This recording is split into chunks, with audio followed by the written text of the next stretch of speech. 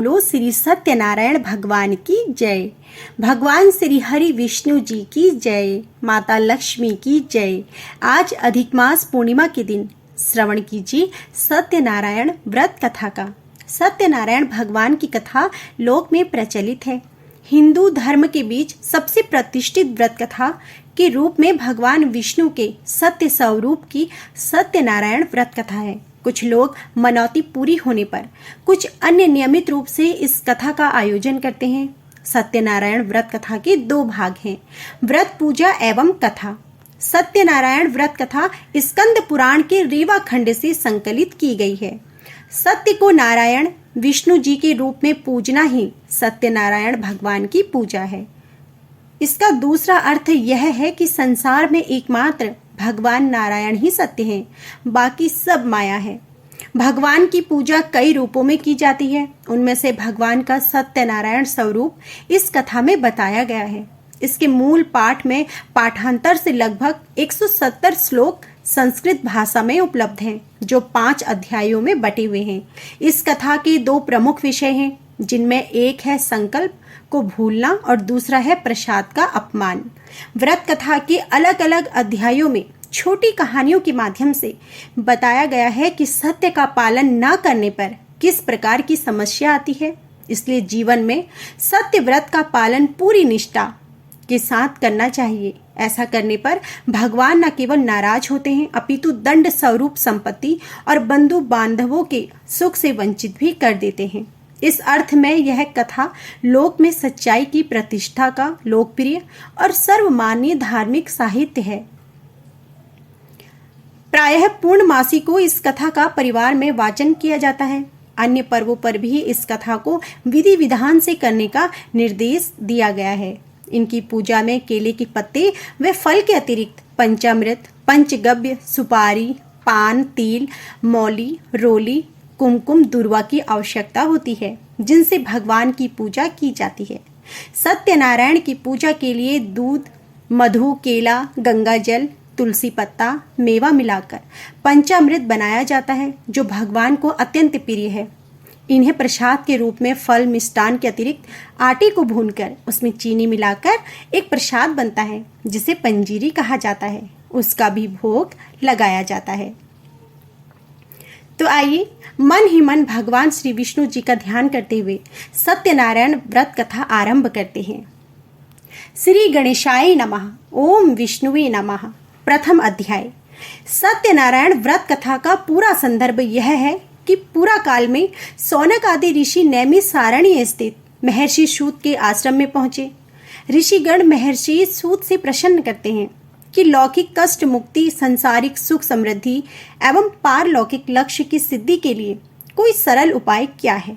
महर्षि सूत सौनक आदि ऋषियों को बताते हैं कि ऐसा ही प्रश्न नारद जी ने भगवान विष्णु से किया था। भगवान विष्णु ने नारद जी को बताया कि लौकिक क्लेश मुक्ति, सांसारिक सुख समृद्धि एवं पारलौकिक लक्ष्य सिद्धि के लिए एक ही राजमार्ग है, वह है सत्यनारायण व्रत।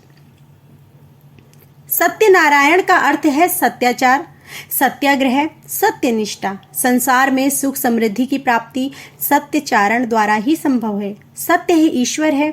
सत्याचरण का अर्थ है ईश्वर आराधना, भगवत पूजा। कथा का प्रारंभ सूत जी द्वारा कथा सुनाते नारद जी भगवान विष्णु के पास जाकर उनकी स्तुति करते हैं। स्तुति सुनने के अंतर भगवान विष्णु जी ने नारद जी से कहा, हे महाभाग, आप किस प्रयोजन से यहाँ आए हैं? आपके मन में क्या है कहिए, वह सब कुछ मैं आपको बताऊंगा। नारद जी बोले, भगवान मृत्यु लोक में अपने पाप कर्मों के द्वारा विभिन्न योनियों में उत्पन्न सभी लोग बहुत प्रकार के कलेशों से दुखी रहे। हे नाथ, किस लघु उपाय से उनके कष्टों का निवारण हो सकेगा? यदि आपकी मेरे ऊपर कृपा हो तो वह सब मैं सुनना चाहता हूँ, उसे बताइए। श्री भगवान ने कहा, हे वत्स, संसार के ऊपर अनुग्रह करने की इच्छा से आपने बहुत अच्छी बात पूछी है। जिस व्रत के करने से प्राणी मोह से मुक्त हो जाता है, उसे आपको बताता हूँ, ध्यान पूर्वक सुने। हे वत्स, स्वर्ग और मृत्यु लोक में दुर्लभ भगवान सत्यनारायण का एक महान पुण्य व्रत है। आपके स्नेह के कारण इस समय मैं उसे कह रहा हूँ। अच्छी प्रकार विधि विधान से भगवान सत्यनारायण व्रत करके मनुष्य शीघ्र ही सुख प्राप्त कर परलोक में मोक्ष को प्राप्त करता है। भगवान की ऐसी वाणी सुनकर नारद मुनि ने कहा, हे प्रभु, इस व्रत को करने का फल क्या है? इसका विधान क्या है? इस व्रत को किसने किया और इसे कब करना चाहिए? यह सब विस्तार पूर्वक बतलाइए। श्री भगवान ने कहा, यह सत्यनारायण व्रत दुख शोक आदि का समन करने वाला, धन धान्य की वृद्धि करने वाला, सौभाग्य और संतान देने वाला तथा सर्वत्र विजय प्रदान करने वाला, जिस किसी भी दिन भक्ति और श्रद्धा से संवनित होकर मनुष्य ब्राह्मणों और बंधु बांधवों के साथ धर्म में तत्पर होकर सायंकाल भगवान सत्यनारायण की पूजा करें। नैवेद्य के रूप में उत्तम कोटि के भोजनीय पदार्थ को सवाई मात्रा में भक्ति पूर्वक अर्पित करना चाहिए। केले के फल, घी, दूध, गेहूं का चूर्ण अथवा गेहूं के चूर्ण के अभाव में साठी चावल का चूर्ण, शक्कर या गुड़, यह सब सामग्री सवाया मात्रा में एकत्रित कर निवेदित करनी चाहिए। बंधु बांधवों के साथ श्री सत्यनारायण भगवान की कथा सुनकर दक्षिणा देनी चाहिए। तदंतर बंधु बांधवों के साथ भोजन करना चाहिए। भक्ति पूर्वक प्रसाद ग्रहण करके नृत्य गीत आदि का आयोजन करना चाहिए। तदंतर भगवान सत्यनारायण का स्मरण करते हुए अपने घर जाना चाहिए। ऐसा करने से मनुष्य की अभिलाषा अवश्य पूर्ण होती है। विशेष रूप से कलयुग में पृथ्वी लोक में यह सबसे छोटा उपाय है। दूसरा अध्याय। श्री सूत जी बोले, हे द्विजो, अब मैं पुनः पूर्व काल में जिसने इस सत्यनारायण व्रत को किया था उसे भली भांति और विस्तार पूर्वक कहूंगा। रमणीय काशी नामक नगर में कोई अत्यंत निर्धन ब्राह्मण रहता था। भूख और प्यास से व्याकुल होकर वह प्रतिदिन पृथ्वी पर भटकता रहता था।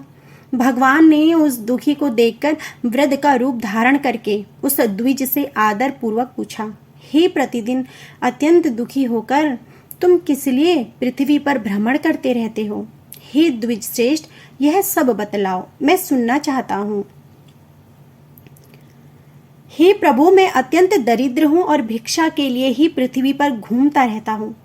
यदि मेरी इस दरिद्रता को दूर करने का आप कोई उपाय जानते हो तो कृपया पूर्वक बतलाइए।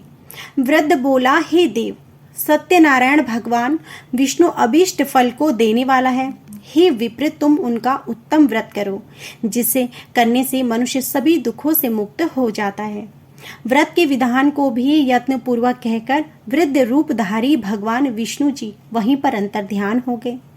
वृद्ध ने जैसा कहा था उस व्रत को अच्छी प्रकार से मैं वैसा ही करूंगा, यह सोचते हुए उसको रात में नींद नहीं आई और अगले दिन प्रातः काल उठकर सत्यनारायण का मैं व्रत करूंगा ऐसा संकल्प करके वह भिक्षा के लिए चल पड़ा। उस दिन भिक्षा में उसे बहुत सा धन प्राप्त हुआ और उसी धन से उसने बंधु बांधवों के साथ भगवान सत्यनारायण का व्रत किया। इस व्रत के प्रभाव से वह श्रेष्ठ सभी दुखों से मुक्त होकर समस्त संपत्तियों से संपन्न हो गया। उस दिन से लेकर प्रत्येक महीने उसने यह व्रत किया और इस प्रकार भगवान सत्यनारायण के इस व्रत को करके वह श्रेष्ठ सभी पापों से मुक्त हो गया और उसने दुर्लभ मोक्ष पद को प्राप्त किया। हे द्विज, पृथ्वी पर जब भी कोई मनुष्य श्री सत्यनारायण का व्रत करेगा उसी समय उसके समस्त दुख नष्ट हो जाएंगे। इस प्रकार भगवान नारायण ने महात्मा नारद जी से जो कुछ कहा मैंने वह सब आप लोगों से कह दिया। आगे अब और क्या कहूँ? हे मुने, इस पृथ्वी पर उससे सुने इस व्रत को किसने किया? अब वह सब हम सुनना चाहते हैं। उस व्रत पर हमारी श्रद्धा हो रही है। श्री सूत जी बोले, मुनियों, पृथ्वी पर जिसने यह व्रत किया उसे आप लोग सुने। एक बार द्विज श्रेष्ठ अपनी धन संपत्ति के अनुसार बंधु बांधवों तथा परिवार जनों के साथ व्रत करने के लिए उद्यत हुआ। इसी बीच एक लकड़हारा वहां आया और लकड़ी बाहर रखकर उस ब्राह्मण के घर गया।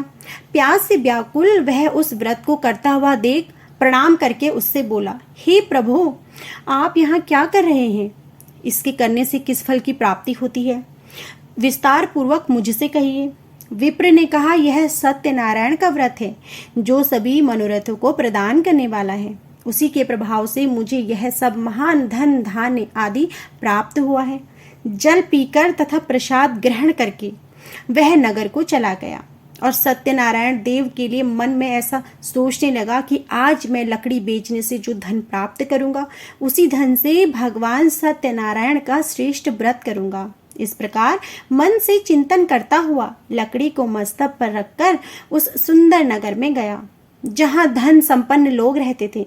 उस दिन उसने लकड़ी का दुगुना मूल्य प्राप्त किया। इसके बाद प्रसन्न हृदय होकर वह पके हुए केले का फल, शर्करा, घी, दूध और गेहूं का चूर्ण सवाया मात्रा में लेकर अपने घर गया।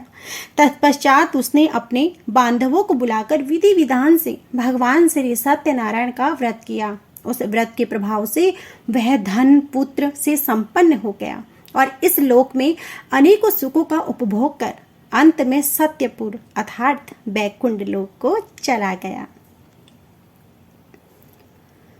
तीसरा अध्याय। श्री सूत जी बोले, श्रेष्ठ मुनियों, अब मैं पुनः आगे की कथा कहूंगा। आप लोग सुने। प्राचीन काल में उल्का मुख नाम का एक राजा था। वह जितेंद्रिय, सत्यवादी तथा अत्यंत बुद्धिमान था। वह विद्वान राजा प्रतिदिन देवालय जाता और धन देकर संतुष्ट करता था। कमल के समान मुख वाली उसकी धर्म पत्नी शील, विनय एवं सौंदर्य आदि गुणों से संपन्न तथा पति परायण थी। राजा एक दिन अपनी धर्म पत्नी के साथ भद्रशिला नदी के तट पर श्री सत्यनारायण का व्रत कर रहा था। उसी समय व्यापार के अनेक प्रकार की पुष्कल धनराशि से संपन्न एक साधु नाम का बनिया वहां आया। भद्रशिला नदी के तट पर नाव को स्थापित कर वह राजा के समीप गया और राजा को उस व्रत में दीक्षित देखकर विनय पूर्वक पूछने लगा। साधु ने कहा, राजन, आप भक्ति युक्त चित्त से यह क्या कर रहे हैं? कृपया वह सब मुझे बताइए। इस समय मैं सुनना चाहता हूँ। राजा बोले, हे साधु, पुत्र आदि की प्राप्ति की कामना से अपने बंधु बांधवों के साथ मैं अतुल तेज संपन्न भगवान श्री विष्णु जी का व्रत एवं पूजन कर रहा हूँ। राजा की बात सुनकर साधु ने आदर पूर्वक कहा, राजन, इस विषय में आप मुझे सब कुछ विस्तार से बतलाइए। आपकी कथा के अनुसार मैं व्रत एवं पूजन करूंगा। मुझे भी संतति नहीं है, इसलिए मैं अवश्य ही संतति प्राप्त करने के लिए इस व्रत को करूंगा। ऐसा विचार कर वह व्यापार से निवृत्त हो आनंद पूर्वक अपने घर आया। उसने अपनी भार्या से संतति प्रदान करने वाले इस सत्य व्रत को विस्तार पूर्वक बताया तथा जब मुझे संतान प्राप्त होगी तब मैं इस व्रत को करूंगा। इस प्रकार उस साधु ने अपनी भार्या लीलावती से कहा। एक दिन उसकी लीलावती नाम की सती साध्वी भार्या पति के साथ आनंद चित्त से ऋतुकालीन चरमाचरण पर प्रवृत्त हुई और भगवान श्री सत्यनारायण की कृपा से उसकी वह भार्या गर्भिणी हुई। 10वें महीने में उसे कन्या रत्न की उत्पत्ति हुई और वह शुक्ल पक्ष की चंद्रमा की भांति दिन प्रतिदिन बढ़ने लगी। उस कन्या का कलावती यह नाम रखा गया। इसके बाद एक दिन लीलावती ने अपने स्वामी से मधुर वाणी में कहा, आप पूर्व काल में संकल्पित श्री सत्यनारायण के व्रत को क्यों नहीं कर रहे हैं? साधु बोला, प्रिय, इसके विवाह के समय मैं व्रत करूंगा। इस प्रकार अपनी पत्नी को भली भांति बोलकर वह व्यापार करने के लिए नगर की ओर चला गया। इधर कन्या कलावती पिता के घर में बढ़ने लगी। तदंतर धर्मज्ञ साधु ने नगर में सखियों के साथ क्रीड़ा करती हुई अपनी कन्या को विवाह योग्य देखकर आपस में मंत्रणा करते हुए कन्या विवाह के लिए श्रेष्ठ वर का अन्वेषण किया। ऐसा दूत से कहकर शीघ्र ही उसे भेज दिया। उसकी आज्ञा प्राप्त करके दूत कांचन नामक नगर में गया और वहां से एक वणिक का पुत्र लेकर आया। उस साधु ने उस वणिक के पुत्र को सुंदर और गुणों से संपन्न देखकर अपनी जाति के लोगों तथा बंधु बांधवों के साथ संतुष्ट चित्त हो विधि विधान से वणिक पुत्र के हाथ में अपनी कन्या का दान कर दिया। उस समय वह साधु बनिया दुर्भाग्यवश भगवान का वह उत्तम व्रत भूल गया। पूर्व संकल्प के अनुसार विवाह के समय व्रत न करने के कारण भगवान उस पर रुष्ट हो गए। कुछ समय के पश्चात अपने व्यापार कर्म में कुशल वह साधु बनिया काल की प्रेरणा से अपने दामाद के साथ व्यापार करने के लिए समुद्र के समीप स्थित रत्नासुर नामक सुंदर नगर में गया और अपने श्री संपन्न दामाद के साथ वहां व्यापार करने लगा। उसके बाद वे दोनों राजा चंद्रकेतु के रमणीय नगर में गए। उसी समय भगवान श्री सत्यनारायण ने उसे भ्रष्ट प्रतिज्ञा देखकर इसे दारुण, कठिन और महान दुख प्राप्त हो ऐसा श्राप दे दिया। एक दिन एक चोर राजा चंद्रकेतु के धन को चुराकर वहीं आया जहां दोनों वणिक स्थित थे। वह अपने पीछे दौड़ते हुए दूतों को देखकर भयभीत चित्त से धन वहीं छोड़कर शीघ्र छिप गए। इसके बाद राजा के दूत वहां आ गए जहां वह साधु वणिक था। वहां राजा के धन को देखकर वे दूत उन दोनों वणिक पुत्रों को बांध कर ले आए और हर्षपूर्वक दौड़ते हुए राजा से बोले, प्रभु, हम 2 चोर पकड़ लाए हैं, इन्हें देखकर आप आज्ञा दें। राजा की आज्ञा से दोनों शीघ्र ही दृष्टापूर्वक बांधकर बिना विचार किए महान कारागार में डाल दिए गए। भगवान सत्यदेव की माया से किसी ने उन दोनों की बात नहीं सुनी और राजा चंद्रकेतु ने उन दोनों का धन भी ले लिया। भगवान के श्राप से वणिक के घर में उसकी भार्या भी अत्यंत दुखित हो गई। उनके घर में सारे का सारा धन जो था वह चोरों ने चोर लिया। लीलावती शारीरिक तरह मानसिक पीड़ाओं से युक्त भूख और प्यास से दुखी हो अन्न की चिंता से दर दर भटकने लगी। कलावती कन्या भी भोजन के लिए इधर उधर प्रतिदिन घूमने लगी। एक दिन भूख से पीड़ित कलावती एक के घर गई। वहां जाकर उसने श्री सत्यनारायण के व्रत को और पूजन को देखा। वहां बैठकर उसने कथा सुनी और वरदान मांगा। उसके बाद प्रसाद ग्रहण करके वह कुछ रात होने पर घर आई। माता ने कलावती कन्या से प्रेम पूर्वक पूछा कि पुत्री, रात में तू कहाँ रुक गई थी? तुम्हारे मन में क्या है? कलावती कन्या ने तुरंत माता से कहा, मैंने एक घर में मनोरथ प्रदान करने वाला व्रत देखा। कन्या की उस बात को सुनकर वह वणिक की भार्या व्रत को उद्युक्त हुई और प्रसन्न मन से उस साध्वी ने बंधु बांधवों के साथ भगवान श्री सत्यनारायण का व्रत किया तथा इस प्रकार प्रार्थना की कि हे भगवान, आप हमारे पति एवं जामाता के अपराध को क्षमा करें। वे दोनों अपने घर शीघ्र आ जाएं। इस व्रत से भगवान सत्यनारायण पुनः संतुष्ट हो गए तथा उन्होंने नृपश्रेष्ठ चंद्रकेतु को स्वप्न दिखाया और स्वप्न में कहा, हे नृपश्रेष्ठ, प्रातः काल दोनों वणिकों को छोड़ दो, वह सारा धन भी दे दो जो तुमने उनसे इस समय लिया है, अन्यथा राज्य, धन एवं पुत्र सहित तुम्हारा सर्वनाश कर दूंगा। राजा ने स्वप्न में ऐसा कहकर भगवान सत्यनारायण अंतर्ध्यान हो गए। इसके बाद प्रातः काल राजा ने अपने सभासदों के साथ सभा में बैठकर अपना स्वप्न लोगों को बताया और कहा, दोनों बंदी वणिक पुत्रों को शीघ्र ही मुक्त कर दो। राजा की ऐसी बात सुनकर वे राजपुरुष दोनों महाजनों को बंधन मुक्त करके राजा के सामने लाकर विनय पूर्वक बोले, महाराज, बेड़ी बंधन से मुक्त करके दोनों वणिक पुत्र लाए गए हैं। इसके बाद दोनों महाजन नृपश्रेष्ठ चंद्रकेतु को प्रणाम करके अपने पूर्व वृतांत का स्मरण करते हुए भय विहीन हो गए और कुछ ना बोल सके। राजा ने वणिक पुत्रों को आदर पूर्वक कहा, आप लोगों को यह महान दुख प्राप्त हुआ है, इस समय अब कोई भय नहीं है। ऐसा कहकर उनकी बेड़ी खुलवाकर उन्हें मुक्त कर दिया। राजा ने वस्त्र अलंकार देकर उन दोनों वणिक पुत्रों को संतुष्ट किया तथा सामने बुलाकर वाणी द्वारा अत्यधिक आनंदित किया। पहले जो धन लिया था उससे 2 गुना धन दिया। उसके बाद राजा ने पुनः उनसे कहा, साधु, आप अपने घर जाएं। राजा को प्रणाम कर आपकी कृपा से हम जा रहे हैं। ऐसा कहकर उन दोनों महावैश्यों ने अपने घर की ओर प्रस्थान किया। चौथा अध्याय। श्री सूत जी बोले, साधु बनिया मंगलाचरण कर और ब्राह्मणों को धन देकर अपने नगर की ओर चल पड़े। साधु के कुछ दूर जाने पर भगवान सत्यनारायण की उसकी सत्यता की परीक्षा के विषय में जिज्ञासा हुई। साधु, तुम्हारी नाव में क्या भरा है? तब धन के मद में चूर दोनों महाजनों ने अवहेलना पूर्वक हंसते हुए कहा, दंडिन, यह क्या पूछ रहा है? क्या कुछ द्रव्य लेने की इच्छा है? हमारी नाव में तो लता और पत्ते आदि भरे हैं। ऐसी निष्ठुर वाणी सुनकर तुम्हारी बात सच हो जाए, ऐसा कहकर दंडी सन्यासी को रूप धारण किए हुए भगवान कुछ दूर जाकर समुद्र के समीप बैठ गए। दंडी के चले जाने पर नित्य क्रिया करने के पश्चात उतारी हुई अथार्थ जल में ऊपर की ओर उठी हुई नौका को देखकर साधु अत्यंत आश्चर्य में पड़ गया और नाव में लता और पत्ते आदि देखकर मूर्छित हो पृथ्वी पर गिर पड़ा। सचेत होने पर वणिक पुत्र चिंतित हो गया। तब उसके दामाद ने इस प्रकार कहा, आप शोक क्यों करते हैं? दंडी ने श्राप दिया है। इस स्थिति में वह ही चाहे तो सब कुछ सही कर सकता है, इसमें कोई संशय नहीं है।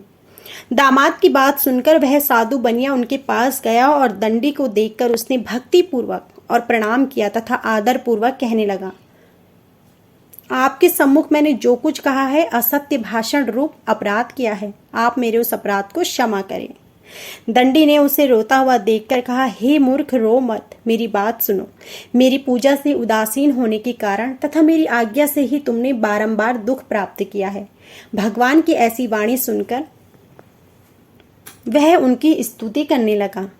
साधु ने कहा, हे प्रभु, यह आश्चर्य की बात है कि आपकी माया से मोहित होने के कारण ब्रह्मा आदि देवता भी आपके गुणों और रूपों को यथावत रूप से नहीं जान पाते। फिर मैं तो मूर्ख आपकी माया से मोहित होने के कारण कैसे जान सकता हूँ?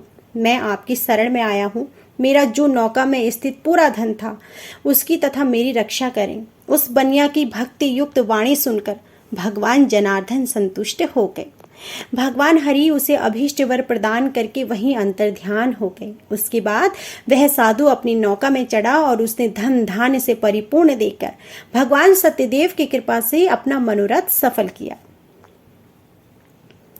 भगवान श्री सत्यनारायण की कृपा से वह आनंद से परिपूर्ण हो गया और नाव को प्रयत्न पूर्वक संभाल कर उसने अपने देश के लिए प्रस्थान किया। साधु बनिया ने अपने दामाद से कहा, वह देखो, मेरी रत्नपुरी नगरी दिखाई दे रही है। इसके बाद उसने अपने धन के रक्षक दूत को अपने आगमन का समाचार देने के लिए अपनी नगरी में भेजा।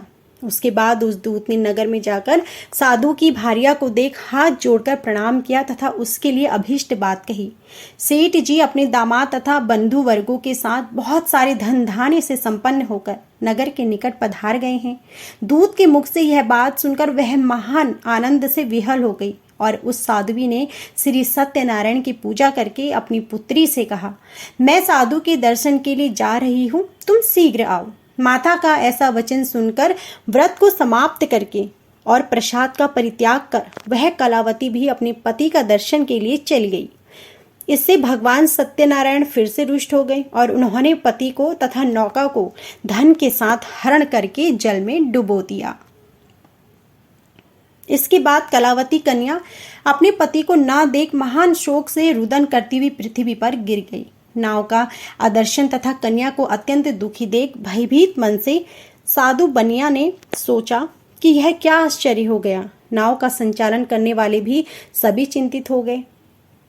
तदंतर वह लीलावती भी कन्या को देखकर विहल हो गई और अत्यंत दुख से विलाप करती हुई अपने पति से इस प्रकार बोली, अभी अभी नौका के साथ वह कैसे अलक्षित हो गया। न जाने किस देवता की उपेक्षा से वह नौका हरण कर ली गई, अथवा श्री सत्यनारायण का महात्म्य कौन जान सकता है। ऐसा कहकर वह सौजनों के साथ विलाप करने लगी और कलावती कन्या को गोद में लेकर रोने लगी। कलावती कन्या भी अपने पति के नष्ट हो जाने पर दुखी हो गई और पति की पादुका को लेकर उनका अनुगमन करने के लिए उसने मन में निश्चय किया। कन्या के इस प्रकार के आचरण को देख भार्या सहित वह धर्मज्ञ साधु बनिया अत्यंत शोक संतप्त हो गया और सोचने लगा, यह तो भगवान सत्यनारायण ने अपहरण किया है, अथवा हम भी भगवान सत्यदेव की माया से मोहित हो गए हैं। अपनी धन शक्ति के अनुसार मैं भगवान श्री सत्यनारायण की पूजा करूंगा। इससे दीनों के परिपालक भगवान सत्यदेव प्रसन्न हो जाएंगे। भक्त वत्सल भगवान ने कृपया पूर्वक कहा, तुम्हारी कन्या प्रसाद छोड़कर अपने पति को देखने चली गई। निश्चय ही इसी कारण उसका पति अदृश्य हो गया। यदि घर जाकर प्रसाद ग्रहण करके आए तो उसका पति पुनः तुम्हारे सामने आ जाएगा, इसमें कोई भी संशय नहीं है। कन्या कलावती फिर आकाश मंडल से ऐसी वाणी सुनकर शीघ्र ही घर गई और प्रसाद ग्रहण किया। पुनः आकर सौजनों तथा अपने पति को देखा। तब कलावती कन्या ने अपने पति से कहा, अब तो घर चलें, विलंब क्यों कर रहे हो। कन्या की बात सुनकर वणिक पुत्र संतुष्ट हो गया और विधि विधान से भगवान सत्यनारायण का पूजन करके धन तथा बंधु बांधवों के साथ अपने घर गया। तदंतर पूर्णिमा तथा संक्रांति पर्वों पर भगवान सत्यनारायण का पूजन करते हुए इस लोक में सुख भोग कर अंत में वह सत्यपुर यानी बैकुंठ लोक में चला गया। 5वां अध्याय। श्री सूत जी बोले, श्रेष्ठ मुनियों, अब इसके बाद मैं दूसरी कथा कहूंगा, आप लोग सुने।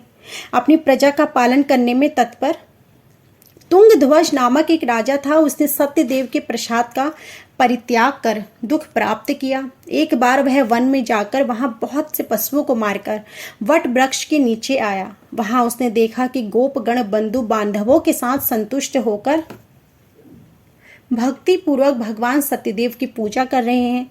राजा यह देखकर भी अहंकारवश ना तो वहां गया और ना ही उसने भगवान सत्यनारायण को प्रणाम किया। पूजन के बाद सभी गोपगण भगवान का प्रसाद राजा के समीप रखकर वहां से लौट आए और इच्छा अनुसार उन सभी ने भगवान का प्रसाद ग्रहण किया। इधर राजा को प्रसाद का परित्याग करने से बहुत दुख हुआ। उसका संपूर्ण धन धान्य एवं सभी 100 पुत्र नष्ट हो गए। राजा ने मन में यह निश्चय किया कि अवश्य ही भगवान सत्यनारायण ने हमारा नाश कर दिया है, इसलिए मुझे वहां जाना चाहिए जहां सत्यनारायण का पूजन हो रहा था।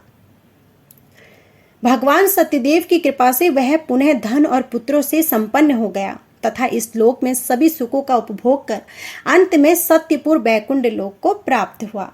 श्री सूत जी कहते हैं, जो व्यक्ति इस परम दुर्लभ श्री सत्यनारायण के व्रत को करता है और पुण्यमयी तथा फल प्रदायिनी भगवान की कथा को भक्ति युक्त होकर सुनता है, उसे भगवान सत्यनारायण की कृपा से धन धान्य आदि की प्राप्ति होती है। दरिद्र धनवान हो जाता है, बंधन में पड़ा हुआ बंधन से मुक्त हो जाता है, डरा हुआ व्यक्ति भय से मुक्त हो जाता है और यह सत्य बात है, इसमें कोई संशय नहीं है।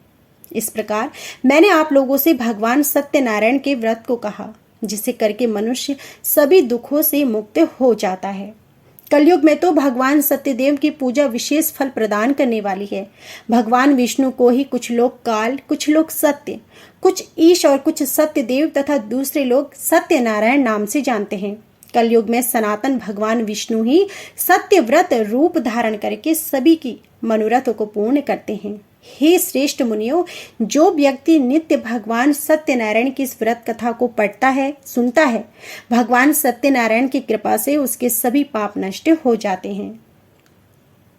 हे मुनीश्वरों, पूर्व काल में जिन लोगों ने भगवान सत्यनारायण का व्रत किया था, उसके अगले जन्म का वृतांत कहता हूं, आप लोग ध्यान पूर्वक सुने। महान प्रज्ञा संपन्न सत्यनारायण व्रत करने के प्रभाव से दूसरे जन्म में सुदामा हुए और उस जन्म में भगवान श्री कृष्ण का ध्यान करके उन्होंने मोक्ष प्राप्त किया। लकड़हारा भिल्ल गोहों का राजा हुआ और अपने अगले जन्म में उसने भगवान श्री राम की सेवा करके मोक्ष प्राप्त किया। महाराज उल्कामुख दूसरे जन्म में राजा दशरथ हुए, जिन्होंने श्री रंगनाथ जी की पूजा करके अंत में बैकुंठ प्राप्त किया। इसी प्रकार धार्मिक और सत्यव्रती साधु पिछले जन्म के सत्यव्रत के प्रभाव से दूसरे जन्म में मोरध्वज नामक राजा हुए। उसने सारे ओर को चिर अपने पुत्र की आदि देह भगवान विष्णु को अर्पित कर मोक्ष को प्राप्त किया। महाराजा तुंगध्वज जन्मांतर के स्वयंभू मनु हुए और भगवत संबंधी संपूर्ण कार्यों का अनुष्ठान करके बैकुंठ लोक को प्राप्त हुए। जो गोपगण थे वे सब जन्मांतर में ब्रजमंडल में निवास करने वाले गोप हुए और सभी राक्षसों का संहार करके उन्होंने भी भगवान का शाश्वत धाम यानी गौलोक प्राप्त किया। इस प्रकार श्री स्कंद पुराण के अंतर्गत रेवा खंड में श्री सत्यनारायण व्रत कथा का यह 5वां अध्याय भी पूर्ण हुआ। वेदों के अनुसार सत्यनारायण कथा करने से हजारों वर्षों के यज्ञ के बराबर फल मिलता है। सत्यनारायण कथा को सुनने से सौभाग्य की प्राप्ति होती है। पौराणिक कथा के अनुसार सत्यनारायण कथा को सुनने वाले को उपवास अवश्य करना चाहिए। ऐसा माना जाता है कि श्री हरि विष्णु इससे जीवन की सभी समस्याओं को दूर करने में सक्षम है। स्कंद पुराण के अनुसार सत्यनारायण भगवान विष्णु का स्वरूप है। कहा जाता है कि ऐसी स्थिति में सत्यनारायण कथा सुनने और करने से भगवान विष्णु भक्त पर कृपा करते हैं और ऐसा कहा जाता है कि यह हर किसी के जीवन में खुशी और शांति लाते हैं। इस प्रकार श्री सत्यनारायण व्रत कथा के सभी अध्याय पूर्ण हुए। जोर से बोलिए श्री सत्यनारायण भगवान की जय। कथा समाप्त हुई। कथा पसंद आई हो तो प्लीज़ वीडियो को लाइक ज़रूर कीजिएगा।